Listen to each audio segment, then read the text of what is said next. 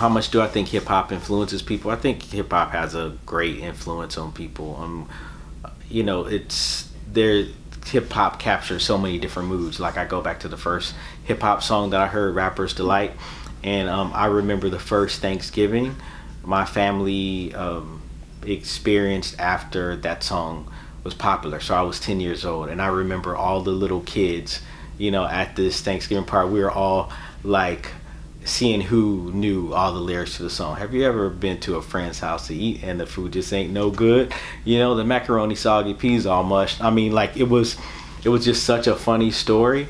And so as little kids, it was different. It was definitely different than even like the Michael Jackson songs or Evelyn Champagne King or Chic or whatever else it was that we were listening to at the time. It was something different about the storytelling.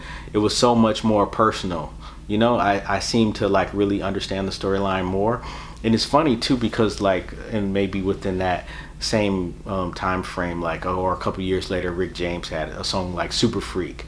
And you think about the lyrics of Super Freak, and she's a very kinky girl and all these things that he's talking about in that song. And to be honest, I never honed in on what he was singing about, even though the lyrics are in your face. But something about hip hop was different.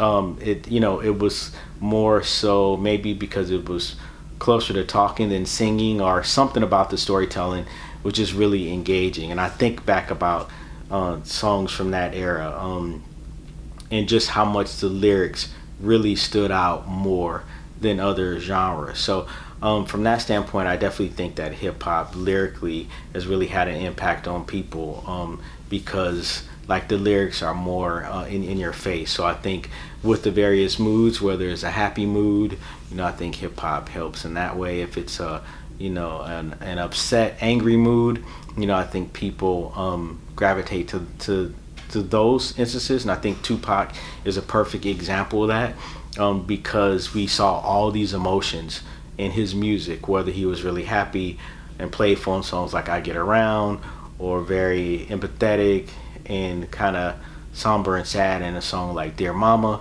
where he's talking about just what it was like being raised by his mother.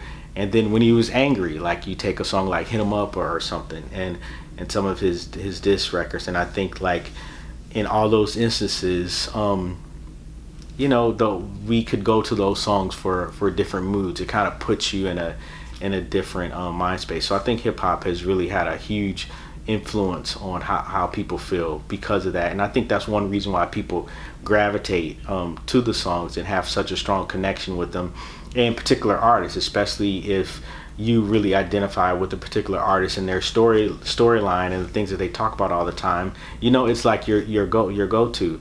And I think we've just seen so many examples of this over the years in hip hop. So I think it's a huge influence that in that regard. And also it's impacted so many different things, like style, the way people dress.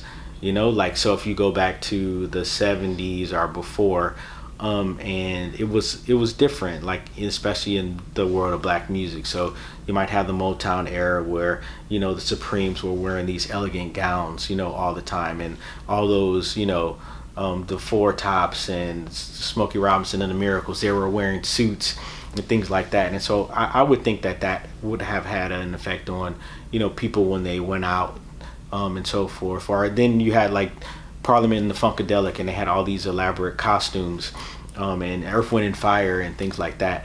But hip hop, it more so had a more down to earth kind of street attire look that anyone could adopt. Like maybe some of these other looks weren't necessarily practical, like how many people are going to dress up, like George Clinton or something. And so I think hip hop has had a huge impact on fashion, and that's the reason why we have so many hip hop artists who created their own fashion lines, because they've seen the influence and they know that their fans want to dress like them, and so they've been able to use this as a vehicle to make money and everything. So I think there are like tons of ways that it's had an impact. And I know misogyny comes up a lot too, because in hip hop there's oftentimes there's a lot of the way women are discussed in the music is something that is considered controversial, and there's a belief that I don't know if all of these messages makes or encourages the fans to take on the same kind of mindset, but I guess it could be argued that it doesn't help if women are always referred to, in a negative, in a negative way. If women are always referred to as sex objects, etc. Not considered equal, etc. I don't think that would encourage, the fans to have more respect for women. But it's not. But by the same token, like, you take a person like me who, I've listened to all this stuff for years, and I mean, I feel like I'm very respectful of women. I don't think that, I've ever, I have the urge to refer to women in some type of negative way because I listen to this music. So I think everyone is different, in that regard. So, but I definitely think in a lot of ways, hip hop has had a huge influence on the people who listen to the music. Mm-hmm. So have you seen the products of hip-hop's negative influence over the years? I definitely have seen some negative things in the culture that encompasses, the hip-hop community, that I feel like it can be deduced that these things, that hip-hop had an influence on it. Like, for instance, in hip-hop, there's lots and lots of conversation about recreational drug use. So there references to smoking weed is so common, like no one ever mentions smoking weed as if it's taboo or something you shouldn't do. It's just like it's totally condoned, right?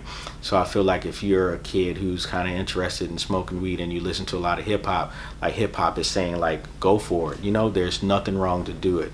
I mean, there are plenty of album covers that have feature marijuana on it. Guys are talking about it every time. I feel like probably every hip hop record, mainstream hip hop record, like, has at least one reference to smoking marijuana or getting high on there.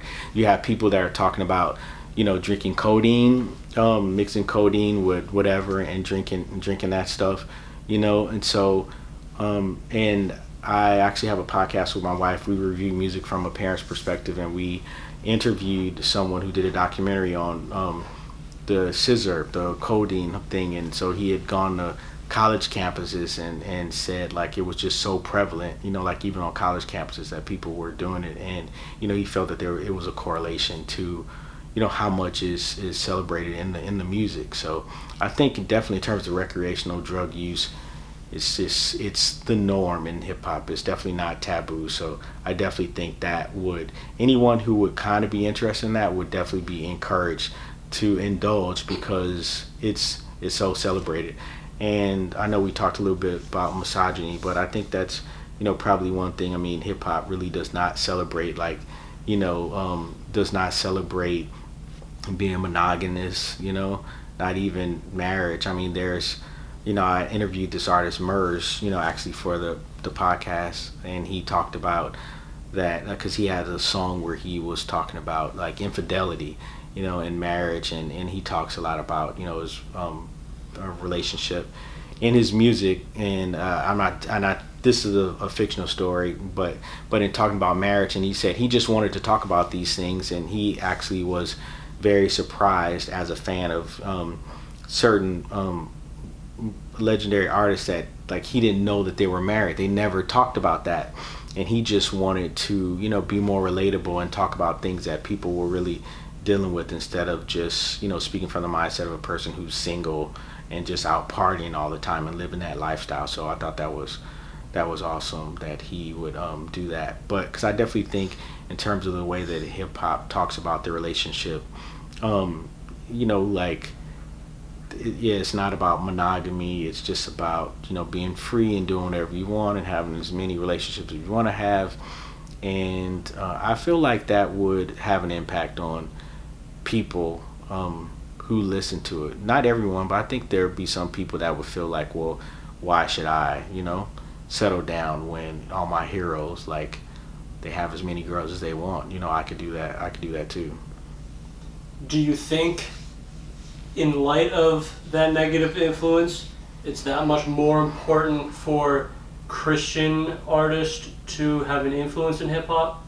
Yeah, I believe in a balance. So as much as I listen to hip hop that's, doesn't promote any positivity, I think it should definitely be balanced with artists who have, something substantive to say. And I am that much more excited whenever I hear like a song, whether it's from a Christian artist or not, that celebrates,